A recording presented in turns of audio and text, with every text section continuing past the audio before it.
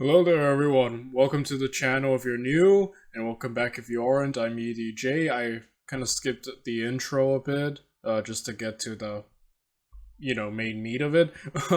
So yeah, we're continuing in part 3 of Napoleon's Marshals. I've really enjoyed learning about these men, and now we're looking about, Saint-Cyr, Oudinot, Victor, and Murat, and yeah, the name that popped the biggest name so from that lineup is Murat, and yeah, overall, hopefully, I really like learning. I want to learn much more about these people, especially Saint-Cyr.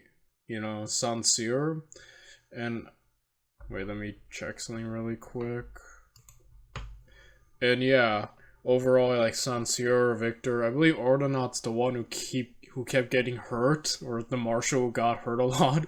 And, Murat, one of the most well-known marshals, so yeah. I don't really have much else to add. I just want to kind of get into this, and, this is the third video of this series. I watched the first two, literally. I'm watching this one, I'm going to take a break, and then continue recording tomorrow and finish it all up there. I'm just kind of blitzing through this series, but I really like it, and quite frankly, it's just because I can't, it's hard for me to just sit still, because here I am still in the semester of school, but, I just want to, keep watching this. I really want to get through it. I don't know. I'm restless. I have to keep watching. I must learn more about Napoleon and his marshals.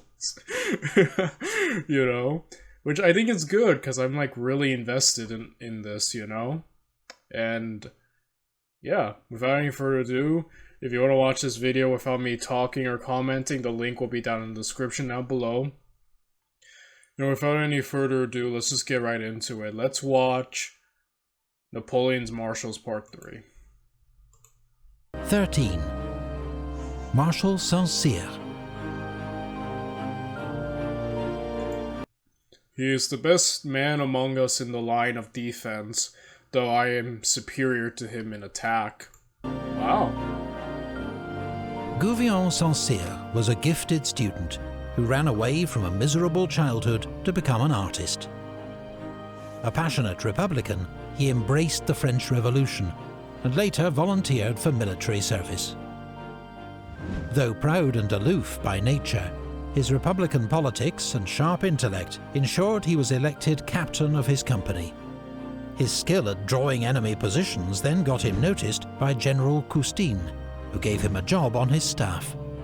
During these turbulent early years of the revolution, Custine was one of several generals who was punished for defeat with a trip to the guillotine. Oh, dang. Saint-Cyr's instinctive grasp of warfare, brilliant planning and tactics won him promotion from volunteer to general of division in 2 years. An even more remarkable achievement, as he'd had no formal military training. Wow. But his cold, analytical approach meant that he was always a respected leader, rather than loved. After 5 years' service with the Army of the Rhine, he was sent to Italy. At the disastrous Battle of Novi, he commanded the French right wing, but skillfully extricated his troops from the debacle. The next year he was back on the Rhine and won a brilliant victory over the Austrians at Bibrach. But a bitter dispute with his commander, General Murat, encouraged rumours that Saint-Cyr was impossible to work with. Saint-Cyr believed soldiers should not meddle in politics, and did not support Napoleon's seizure of power in 1799. Nor did he show much enthusiasm for Napoleon's decision to crown himself emperor 5 years later. His political views cost him dearly. Saint-Cyr was sidelined for several years, while less able generals were made marshals. In 1805, he commanded French forces in central Italy. But when he was made subordinate to Marshal Massena, a man whom he personally detested, he returned to Paris, even when Napoleon threatened to have him shot for desertion. In 1808, Saint-Cyr was given command of a corps for the invasion of Spain, but his failure to take Girona meant he was relieved of command. Leaving in a fury before his replacement, Marshal Oudinot, had arrived, he was nearly court-martialed again for desertion. Saint-Cyr's military talent, however, was not in doubt. In 1812 he was recalled for the Russia campaign, with command of 6th Bavarian Corps. His role was to support Marshal Oudinot in guarding the northern flank of the French salient. When Wittgenstein's Russians attacked at Polotsk, Oudinot was wounded and Saint-Cyr took over command, turning probable defeat into a brilliant victory. For this achievement, Napoleon awarded Saint-Cyr his Marshal's baton.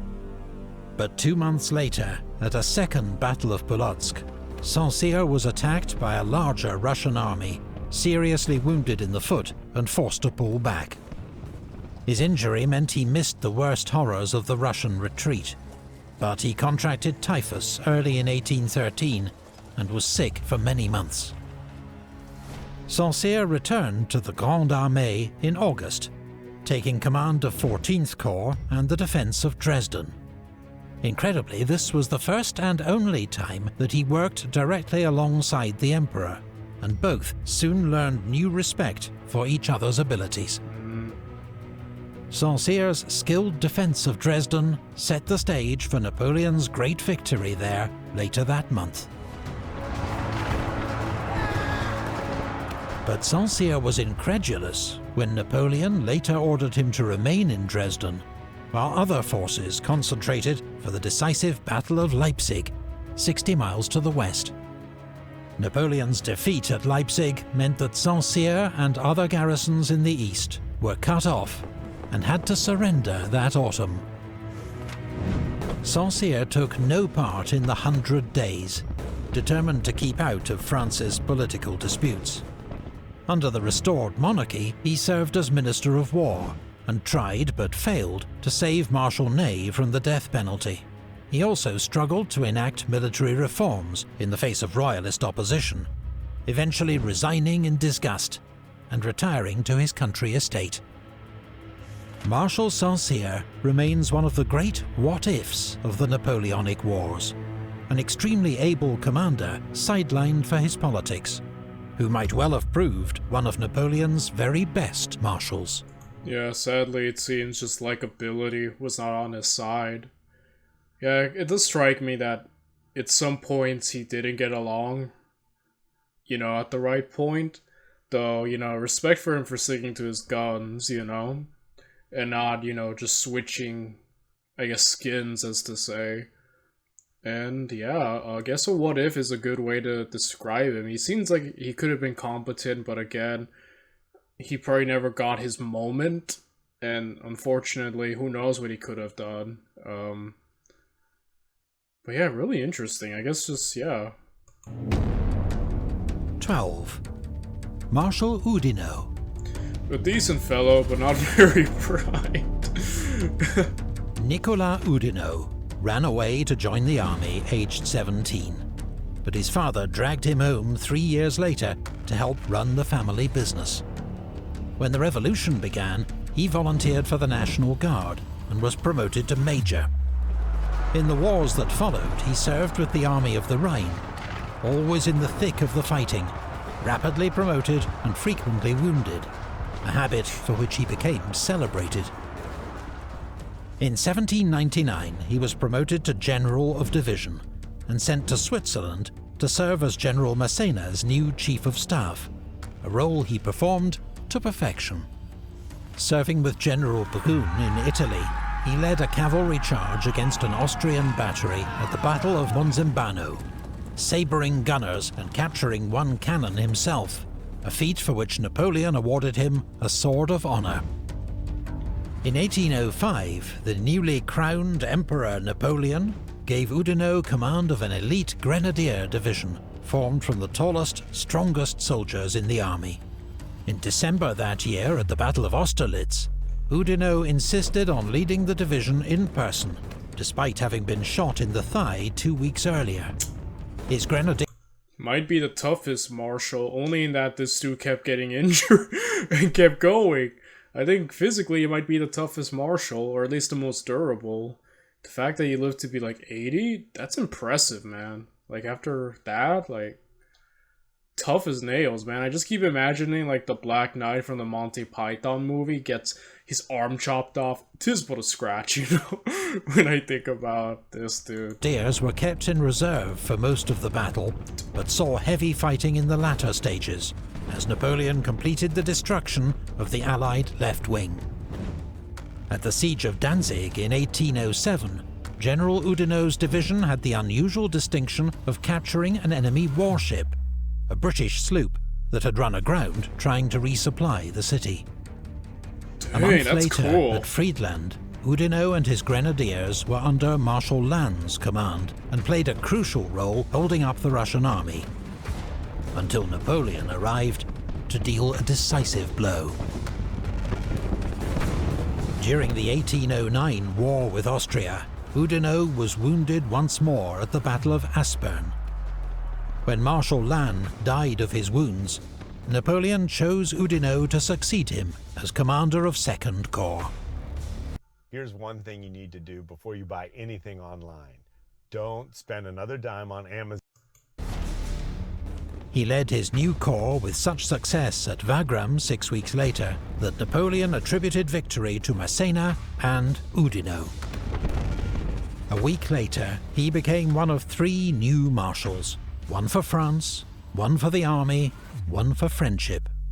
Oudinot, the army's choice, fearless and much loved, a man whose courage inspired all around him.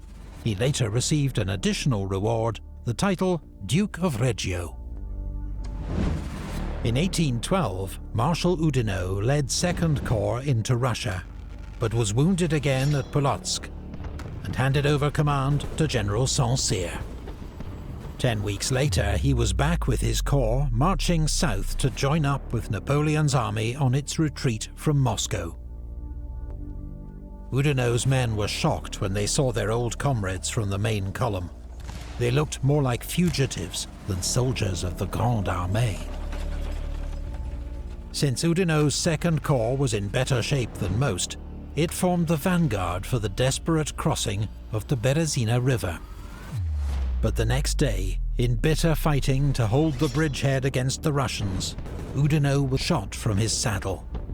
He was carried back to a cottage with a serious gunshot wound, but then he and his party became surrounded by Cossacks. Oudinot asked for his pistols, and from his bed, aiming through an opening opposite, began firing at the Cossacks.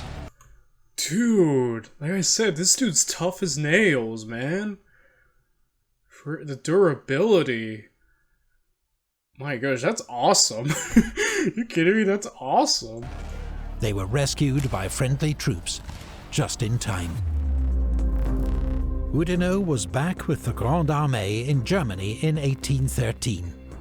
In August, Napoleon ordered him to lead an advance on Berlin, but he was defeated by Bernadotte's Army of the North at Grossbeeren. He then retreated in the wrong direction, causing Napoleon to remark, "It's truly difficult to have less brains than the Duke of Reggio." In Oudinot's defense, he'd probably been given an impossible task. Insufficient men to take on a strong opponent, bad weather, terrible roads, and he himself unwell, possibly not yet recovered from his ordeal in Russia. Napoleon put Oudinot back where he was most effective, leading troops in combat under his close supervision. At Leipzig, he commanded 2 divisions of the Young Guard, engaged in heavy fighting on the southern front for 2 days. Oudinot continued to serve the Emperor courageously and loyally as a corps commander in the final campaign of 1814. But in April, he was one of several marshals to confront Napoleon with the reality of his position and force his abdication. When Napoleon returned from exile in 1815, Oudinot refused to break his new oath to the monarchy, but declared neutrality, telling Napoleon, "Since I shall not serve you, sire, I shall serve no one." Dang. Like that. He held on to his thing. He'd like, well, you know, I swore something new. I'm not gonna fight you. So I don't know. I respect that. I really do respect that. He continued to hold senior commands under the Bourbons. by one estimate, Oudinot was wounded 36 times in his military career, more than any other marshal. Here are just 20 that we found details for. A fellow officer who bathed with him at a spa after the war saw the scars on his body and observed he was little more than a colander. Ironically, Oudinot was also one of the longest-lived marshals, dying aged 80 while serving as governor of Les Invalides. 11. Marshal Victor. Victor was better than one might suppose. Claude Victor Perrin was an experienced soldier by the time of the French Revolution, a sergeant with 8 years' service in the Grenoble artillery regiment. The Revolutionary Wars brought the opportunity for rapid promotion, and by 1793 he was commanding an infantry battalion at the Siege of Toulon. He led a daring night assault on British defences alongside the army's artillery chief, a young Major Bonaparte. Both men were wounded, but the attack was a success, and both were quickly promoted to Brigadier General. Victor served under General Bonaparte in Italy, and turned out to be a brilliant brigade commander. In 1800, he distinguished himself at the Battle of Marengo, where his command of the left wing won particular praise from Napoleon. But Victor did not hide his disapproval of Napoleon's quest for political power, and as a result, received relatively minor roles under the new regime. In 1802, he was earmarked to lead an expedition to recover the French territory of Louisiana, but it was called off when Napoleon decided instead to sell Louisiana to the United States. Victor and Marshal Lannes were close friends from their days serving together in Italy. In 1806, Lannes persuaded Napoleon to let him have Victor as his new Chief of Staff for 5th Corps. Napoleon agreed, and in October Victor served as Lannes' deputy at the Battle of Jena. Napoleon's earlier misgivings about Victor were now forgotten, and that winter he was given command of the newly formed 10th Corps. But within weeks he was captured by a Prussian patrol and had to be exchanged for a captured Prussian officer, General von Blücher. Blucher, man. His big break came in 1807, stepping in for the wounded Marshal Bernadotte to command 1st Corps at Friedland, where he successfully led a major attack as the Emperor looked on. Promotion to Marshal and the title Duke of Bellumo swiftly followed. In 1808, Marshal Victor and 1st Corps took part in the invasion of Spain, where he'd be posted for the next 3 years. Victor's record in Spain was better than most, but like others, he seemed more interested in personal glory and rewards than in cooperating with fellow commanders. In 1809, at Medellin, he inflicted a crushing defeat on General Cuesta's Spanish army. 4 months later, his bold night attack on the British at Talavera came tantalizingly close to success. He was furious the next day when King Joseph and Marshal Jourdan refused to support fresh attacks, and instead ordered a cautious withdrawal. The next year, Victor besieged the Spanish port of Cadiz. It proved a lengthy, futile operation, devoid of glory, and saw his troops defeated by an Allied sortie at the Battle of Barossa. In 1812, Victor was recalled from Spain for the invasion of Russia. His 9th Corps was held in reserve for most of the campaign, though his troops were kept busy defending depots and convoys from Cossack raids. That autumn, his corps attempted to cover the main army's retreat from Moscow. The greatest crisis of the retreat came at the Berezina River. As the remnants of the Grande Armée began crossing over 2 improvised bridges, Victor's 9th Corps was ordered to form the rearguard. Though heavily outnumbered, Victor skillfully handled his French and German troops, holding the Russians at bay as the army made its escape. He then marched his surviving troops over the bridges in good order, a courageous performance in desperate circumstances. In Germany in 1813, Victor commanded 2nd Corps and led the attack in Napoleon's last great victory at Dresden. His corps was in heavy fighting again at Leipzig 2 months later. Victor continued to serve at the Emperor's side in the defence of France in 1814. By now, like many comrades, he must have been close to physical and psychological exhaustion. Regardless, during the Battle of Montereau, Napoleon let fly at him for failing to get his troops into position, and blamed him for the Allies' escape. Victor was relieved of command, but angry and humiliated at what he considered his unfair dismissal, he told the Emperor, "Marshal Victor has not forgotten his old trade. I will shoulder a musket and take my place in the Guard." Moved by this response, Napoleon relented and gave Victor command of a corps of young Guard. Dang. 2 weeks later, he was badly wounded at the Battle of Craon and took no further part in the war. A month later, Napoleon abdicated, and Victor switched his loyalty to the Bourbon monarchy with surprising zeal. He led an investigation into former comrades who'd supported Napoleon during the 100 Days, and was one of only 2 active marshals to vote for the death penalty for Marshal Ney, a decision he later claimed to regret. Yeah, you ought to, huh?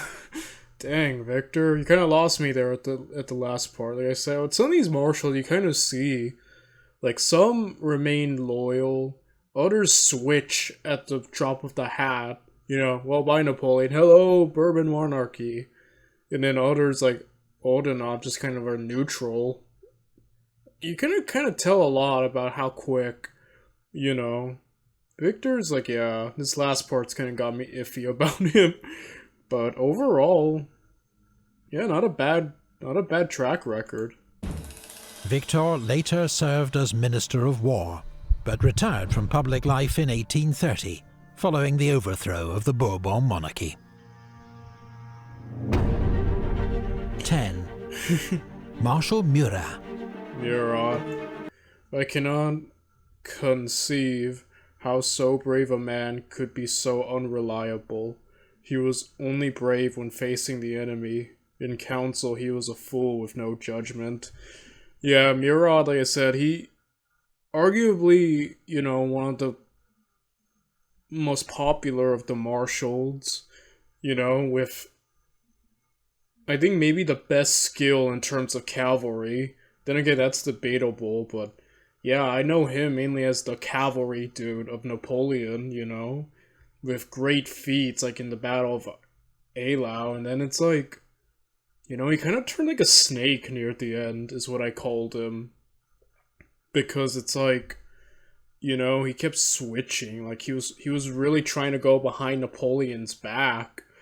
And, you know, at least with Bernadotte was straight up about it. You know, Murat, on the other hand, was trying to play it both ways, and he did eventually turn on Napoleon, and it all ended up bad. Yeah, Murat's plays seem to be out of the realm of politics and more in battle.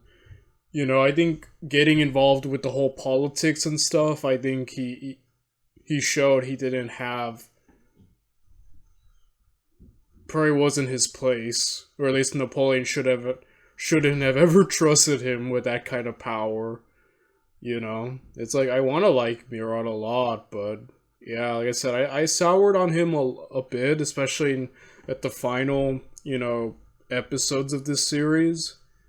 But it's like, even then, I can't fully not like the dude. There's just something about Murat that's so likable. Like, in terms of, like, him as a cavalry, you know, dude, leader, unparalleled and great. And then it's like, you see what became of him later, and it's like, oh, you know, it's like hard to fully hate him, but I find it hard to fully like him either. It's like I'm stuck with this a lot of weird feelings about Murat, I won't lie.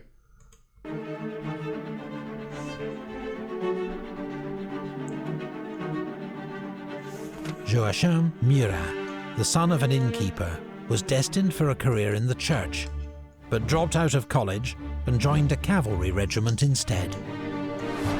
To his immense frustration, he saw little action in the early years of the Revolutionary Wars, being stuck with staff and training roles. But in 1795, while stationed in Paris with the 21st Chasseurs, fate intervened.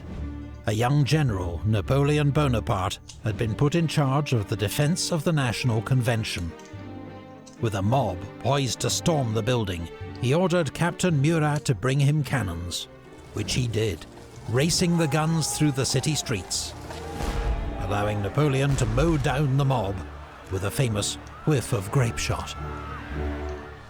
Napoleon was hailed as the saviour of the government and rewarded with command of the army of Italy. Murat was promoted colonel and went with him as his new aide-de-camp. He soon made a name for himself as a bold and brilliant leader of cavalry, while his 6-foot height, curly locks and love of women ensured fame as France's foremost beau sabreur. In 1798, Murat joined Napoleon's expedition to Egypt. At the Battle of Aboukir, his flanking charge broke the enemy, and Murat personally took the Ottoman commander prisoner, despite being shot in the jaw, a wound which, to his immense relief, did not ruin his looks. Back in Paris, Napoleon launched his coup d'etat to seize political power.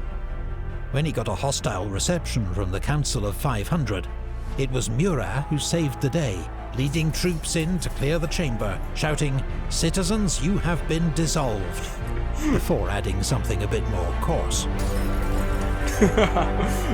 His place at the future emperor's side was further assured when he married Napoleon's youngest sister, Caroline, in 1800. Later that year, he commanded the French cavalry reserve at Marengo and helped Napoleon to win a decisive victory over the Austrians. When Napoleon established his empire in 1804, Murat became a marshal, second in seniority only to Berthier. He'd later also received the title Prince of the Empire and the rank of Grand Admiral. In the 1805 campaign, he commanded Napoleon's cavalry reserve, his excellent reconnaissance and diversions proving crucial in the encirclement of General Mack's Austrian army at Ulm. 3 weeks later, Murat and Marshal Lannes, who normally couldn't stand each other, together bluffed an Austrian commander into surrendering a vital bridge by persuading him that an armistice had been signed when it hadn't. It was a bold stunt, but overall Napoleon was not impressed by Murat's pursuit of the enemy. "I cannot approve your manner of march. You go on like a stunned fool, taking not the least notice of my orders." Yet in battle, Murat remained a brilliant and inspiring leader, as demonstrated at Austerlitz, and the next year at Jena, where he led the decisive charge, wielding only his riding crop. The next year, at Eylau, with the Russians poised to break through his centre, Napoleon ordered Murat to lead a mass cavalry charge straight at the enemy.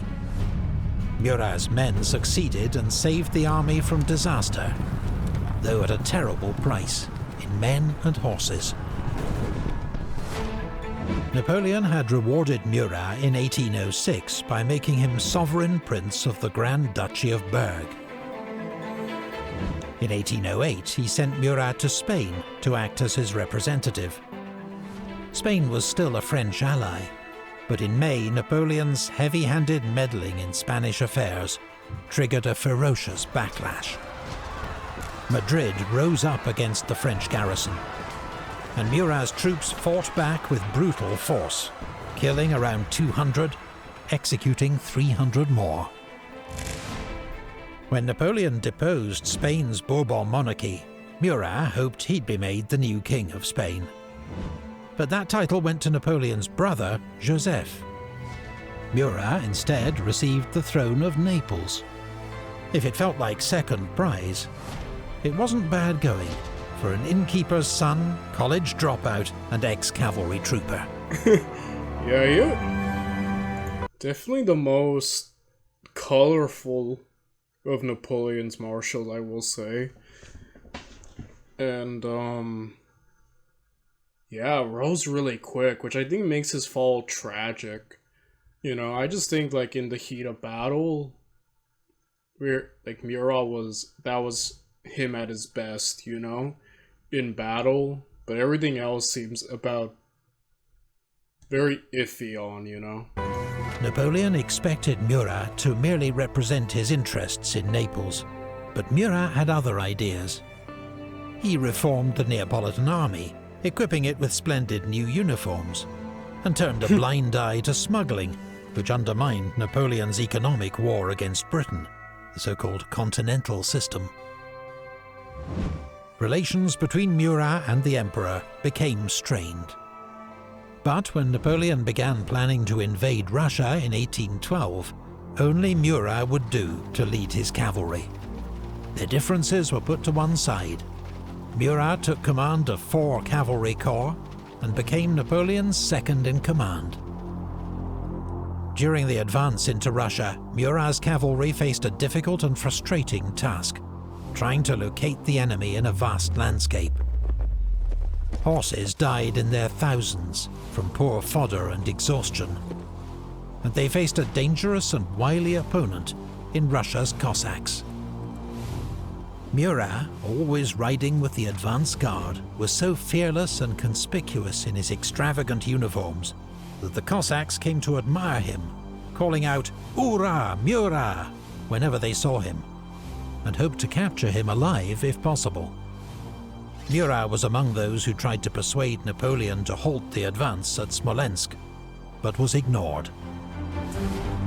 At the great clash between the French and Russian armies at Oudinot, Murat was at his best, directing a series of attacks on the Russian earthworks, always where the action was hottest, inspiring all with his courage. Murat remained with the army during the retreat from Moscow, though his magnificent cavalry had virtually ceased to exist. One eyewitness noted that throughout the ordeal, he never neglected his appearance. Even at the Berezina he looked splendid, in an open-necked shirt, velvet cloak, a white feather in his cap. Yeah, dude, he loved his fashion, huh? Flamboyant, like, man, he's like, if we're gonna retreat from Russia and suffer, at least I can look good doing it. Like I said, it's so hard for me to completely hate Murat, because he's done so much awesome things. It's just like, yeah, the end there with the whole Napoleon and trying to jump back and forth, like, really, like, brought him down. Like, if it wasn't for that, I think Murat would be, like, top 3 favorite marshals for me.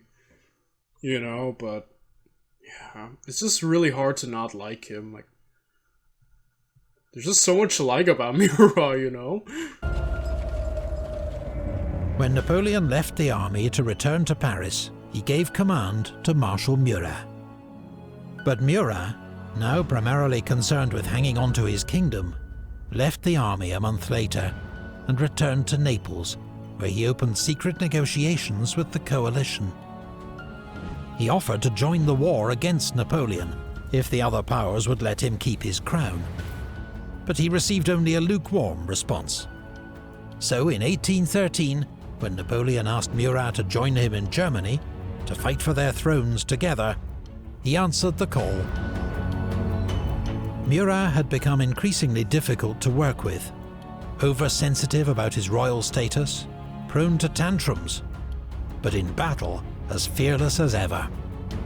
At Dresden, his charge through... Yeah, man, he just strikes me as a natural warrior, you know? Like battle and cavalry, that just seemed to be Murat.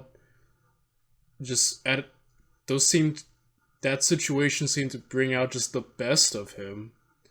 You know? It's like, yeah, some people are only built for one thing, and I just really think Murat was mainly built for, you know, being in charge of the cavalry and just leading and fighting and rallying people through his natural charisma and energy. Like, you know, I just think that's where he was arguably at his best and at home In a weird way, you know? Rain and mud shattered the Austrian left wing and paved the way for victory.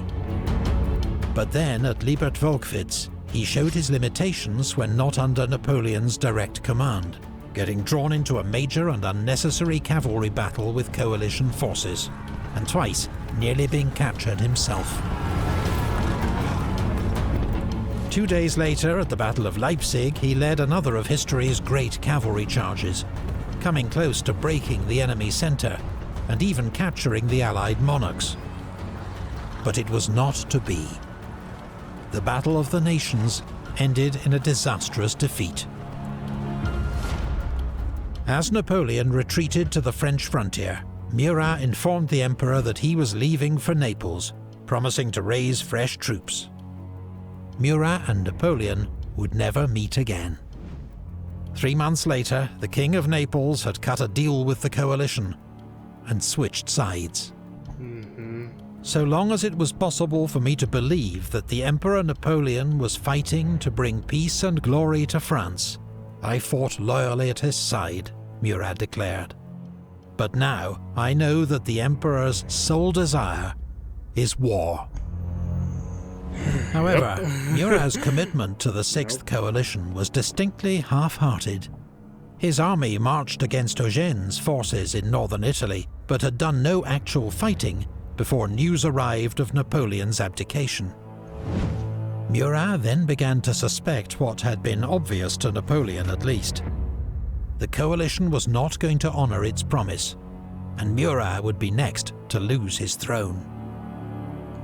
So, in 1815, encouraged by news of Napoleon's return from exile, Murat marched north against the Austrians, proclaiming a war for Italian freedom and independence. Just 7 weeks later, his campaign ended in defeat at the Battle of Tolentino. With the British and Austrians closing in, Murat became a hunted fugitive. He sailed to France, but Napoleon had not forgiven his betrayal and refused to see him.